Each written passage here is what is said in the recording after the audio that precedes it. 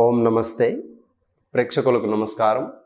ఈరోజు మనం అంశం వచ్చేసి వెన్నుపూస సమస్య, బ్యాక్ పెయిన్కు ఏ విధంగా నివారించుకోవాలి, అసలు బ్యాక్ పెయిన్ ఏ విధంగా వస్తుందో కొద్దిగా మీకు వివరాత్మకంగా క్లుప్తంగా చెప్తాను. ఎందుకంటే మనకు చాలామంది అనేక రకాల సిస్టమ్ పైన కూర్చోవడం కావచ్చు, లేదంటే ఎక్కువ షాప్లో కూర్చోవడం కావచ్చు, లేదా బిజినెస్ పరంగా కూర్చోవడం కావచ్చు, లేదంటే బైక్ నడపడం కావచ్చు, కార్ డ్రైవింగ్ కావచ్చు, మిగతా ఈ వర్కర్స్ అందరికీ మనకు వెన్నుపూస సమస్య అనేటువంటిది మొదలవుతుంది. అయితే వెన్నుపూస సమస్య నివారించడానికి మనకి ఈరోజు అద్భుతమైనటువంటి ఆసనాలు, మనకి రామబాణమైనటువంటిది ఈ బ్యాక్ పెయిన్కి బాగా ఎక్కువ యూజ్ అయ్యేటువంటి 5 ఆసనాస్ నేను ఈరోజు మీకు చూపించబోతున్నాను. ఫస్ట్ ఉష్ట్రాసన. ఫస్ట్ ఏం చేయాలి? ఉష్ట్రాసన, వజ్రాసన వేసుకొని ఉష్ట్రాసన ఏ విధంగా చేయాలి. తర్వాత అర్ధ ఉష్ట్రాసన్, ఉష్ట్రాసన్, 2 ఆసనాలు ఈరోజు చూపిస్తున్నాను. ఫస్ట్ వెన్నుపూసకి పట్టుకోవాలి, నిదానంగా శ్వాసను తీసుకుంటూ తల వెనక్కి, శ్వాసను తీసుకుంటూ స్లోగా వెనక్కి తీసుకుంటూ ఈ విధంగా. ఇది అర్ధ ఉష్ట్రాసన, గుర్తుపెట్టుకోండి, అర్ధ ఉష్ట్రాసన. 1 more time, రిలాక్స్. మరోసారి చూడండి. పూర్తిగా ఈ 2 చేతుల్ని వెన్నుపూసకు పట్టుకోవాలి, అంటే లోయర్ బ్యాక్ పట్టుకొని సేమ్ జత చేస్తూ, కాలు జత చేస్తూ వజ్రాసన పొజిషన్లో కూర్చొని ఈ విధంగా చేయాలి. ఒకవేళ వజ్రాసన వెయ్యనేంటి వాళ్ళు, అంటే ఎవరైతే వజ్రాసన వెయ్యరో, ఎవరికైతే బాగా నీ పెయిన్స్ ఉన్నాయో అలాంటి వాళ్ళు ఏ విధంగా చేయాలో ఇంకొక ఆసనం వేపిస్తాను. రిలాక్స్. 2 చేతులు వెనక్కి పెట్టి, 2 చేతులు వెనక్కి తీసుకొని శ్వాసను తీసుకుంటూ వెనక్కి, శ్వాసను తీసుకుంటూ వెనక్కి, శ్వాసను వదులుతూ నార్మల్ స్థితి, శ్వాసను తీసుకుంటూ వెనక్కి.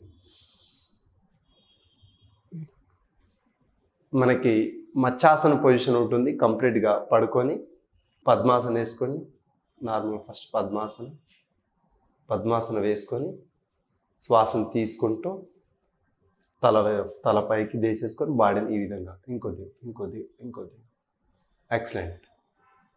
మత్స్యాసన, చేప మాదిరిగా, అంటే చేప ఏ విధంగా ఉంటుందో ఆ విధంగా మత్స్యాసన. ఇక్కడి నుంచి అక్కడ వాటర్ వెళ్ళడానికి సులువుగా అయినటువంటి మత్స్యాసన వేసినట్లయితే రిలాక్స్గా మనకు ఈ లోయర్ బ్యాక్ ఏదైతే ఉందో ఈ లోయర్ బ్యాక్ పెయిన్ పూర్తిగా తగ్గడానికి అవకాశం ఉంటుంది. రిలాక్స్. శవాసన కంప్లీట్, కాల్ వచ్చేసి. Next setubandhasan, kandharasan, bridge pose. మోకాలు కొద్దిగా పైకి లేపి ఈ 2 చేతుల్ని పూర్తిగా కాళ్ళని పట్టుకొని శ్వాస తీసుకుంటూ, పూర్తిగా శ్వాసను తీసుకుంటూ పొట్ట పైకి లేపుతూ మనకు సాధ్యమైనంత వరకు లేపాలి. ఎంత సాధ్యమవుతే అంతవరకు లేపాలి. మనకు చిన్న వయసుల నుంచి పెద్ద వయసు వారికి, మనకు ఒక 60 years వారికి అందరూ చేయవచ్చు. Relax down. 1 more time. శ్వాసను తీసుకుంటూ పూర్తిగా మరోసారి డెమో. నిదానంగా శ్వాసను తీసుకుంటూ పైకి ఒక 10 కౌంట్ చేయాలి. 1 2 3 4 5 6 7 8 9 10. డౌన్. రిలాక్స్. 10 నుంచి 12, 12 నుంచి 15, 15 నుంచి 20, 20 నుంచి అర నిమిషం నుంచి నిమిషం వరకు మనం చేసినట్లయితే మనకు బాగా రిలాక్స్ అవుతుంది. వెన్నుపూస సమస్య నివారించడానికి అద్భుతమైనటువంటి ఆసనాలు. భుజంగాసన. పూర్తిగా షోల్డర్ కిందికి తీసుకొని, ఇంకొద్దిగా షోల్డర్ తీసుకొని శ్వాసను తీసుకుంటూ నిదానంగా, ప్రతి ఆసనం శ్వాసను తీసుకుంటూనే వెనక్కి తీసుకువెళ్ళాలి.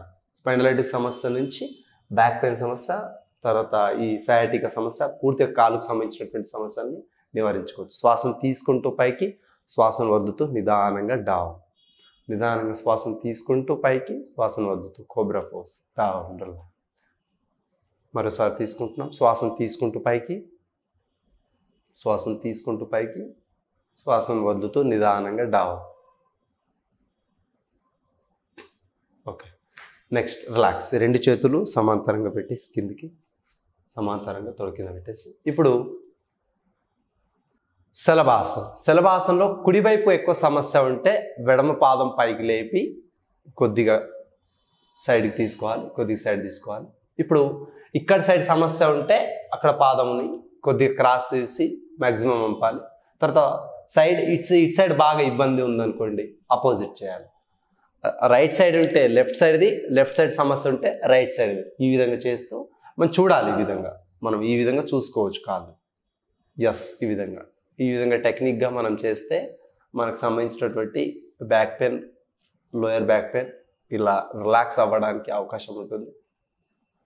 స్థిరం సుఖం ఆసనంలో స్థిరత్వం రావడానికి కొద్దిగా మనం ఇందులో జోడించాల్సినటువంటిది ఏంటంటే శ్వాసని తీసుకోవడం, శ్వాసను వదలడం. ఎక్సర్సైజ్లో ఏమో శ్వాసని సంబంధం లేకుండా స్పీడ్గా చేయడం జరుగుతుంది. ఒకవేళ ఆసనంలో అయితే శ్వాసను తీసుకుంటూ కుంభక స్థితి చేస్తూ స్థిరం సుఖం ఆసనం రావడానికి అవకాశం ఉంటుంది. స్థిరత్వం రావాలి, సుఖంగా ఉండాలి, అనిపించాలి ఆసనం. తర్వాత అది ఆసనం పోస్చర్స్, ఫిజికల్ పోస్చర్ కూడా ఉండాలి. ఓకే, ఇప్పుడు చూసారు కదా, రిలాక్స్. నెక్స్ట్ అనులోమ విలోమ ప్రాణాయామం.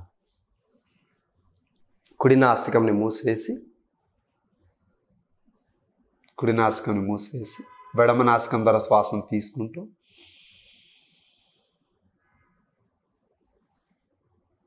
తర్వాత కొద్దిసేపు ఆపి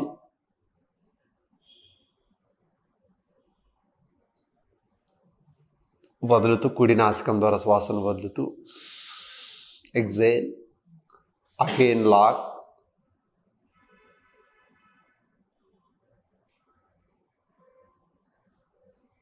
inhaling, lock, exhaling, lock, inhaling, lock, exhaling, lock ఇలా చేస్తూ ఉండాలి.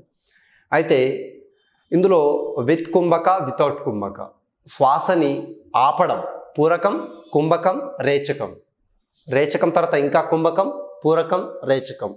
కుంభక స్థితి పెంచుకుంటూ పోతే మనకున్నటువంటి ఈ నాడీ వ్యవస్థ కుంభక స్థితితో యాక్టివ్ అవ్వడం జరుగుతుంది. అంటే 14 నాడులు యాక్టివ్ అయినట్లయితే మనకు సంబంధించినటువంటి స్పైండలైటిస్ సమస్య నుంచి కొద్ది వెన్నుపూస నుంచి లోయర్ బ్యాక్ పెయిన్, డిస్క్ ఆ సమస్య వరకు, అంటే మనం చేసినటువంటి ఈడ, పింగళ, సుషుమ్న నాడి యాక్టివ్ అవ్వడానికి ఈ యొక్క నాడి శుద్ధి, నాడి శోధన ప్రాణాయామం.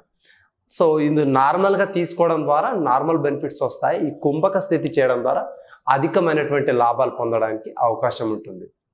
ఇలా మనకి అనేక రకమైన డిసీజ్ గురించి మనం వివరాత్మకంగా, క్లుప్తంగా నేర్చుకోవడానికి అవకాశం ఉంటుంది. మరో వీడియోలో చూపిస్తాను. అంతవరకు సెలవు. ఓం నమస్తే.